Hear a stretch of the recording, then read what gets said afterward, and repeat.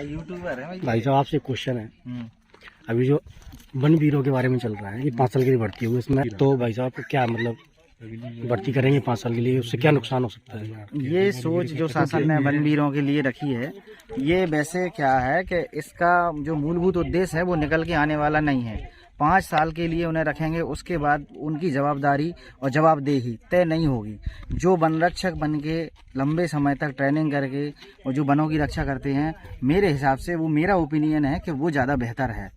5 साल के लिए वनवीरों को रखेंगे, उस 5 साल में उनकी सैलरी, उनके फ्यूचर की, और 5 साल बाद वो एक जो लड़का होगा अच्छा खासा कंपटीशन क्या कर रहा होगा, 5 साल बाद उसका क्या भविष्य होगा। सपोज दैट अगर उसको निकाल देते हैं हम लोग, तो फिर 5 साल बाद तो उसकी जीवन खराब हो जाएगा ना। अच्छा एक क्वेश्चन और, जैसे मान लो 5 साल के लिए आएगा तो हो सकता है वो वनों का गलत इस्तेमाल करे, कटाई मटाई अतिक्रमण वगैरह में। वो मैं आगे बताना चाह रहा हूँ कि 5 साल तक माना हो सकता है कि वो उसकी रक्षा करे। 5 साल बाद उसको जब विभाग की पोल पट्टी और उसके अंदर तक की लीक पोल पता चल जाएगी, तो 5 साल बाद वो उसका दुरुपयोग भी कर सकता है। उन माफियाओं के साथ मिलके हो सकता है कि वो हमारे विभाग की अंदर की जानकारी और प्रॉब्लम क्रिएट करे, उसे उस विभाग की जानकारी हो जाएगी, और 5 साल बाद वो हमारे लिए जो वनवीर है वो वन भक्षक हो जाएगा।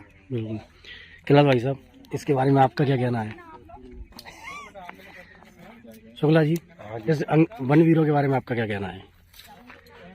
जैसा कि सुनील भाई साहब ने बताया, आपने वनवीरों को अगर बोले तो एक तरीके से ठीक भी है, क्योंकि वैसे नेगेटिव भी पॉइंट ज़्यादा है इसके। नेगेटिव ज़्यादा है इसलिए जैसा कि आपने बताया, बिल्कुल सही बोला। वो जैसे कोई भी अस्थायी रूप से अगर जॉब में आता है तो उसको ज़्यादातर नेगेटिविटी दिखती है। सही है। उसको ये लगता है कि 5 साल में जितना हो सके पैसा कमा लिया जाए, और पैसा कमाने का एकमात्र जरिया है कुछ ना कुछ दुरुपयोग, जंगल का नुकसान, उसी से कमा सकते हैं।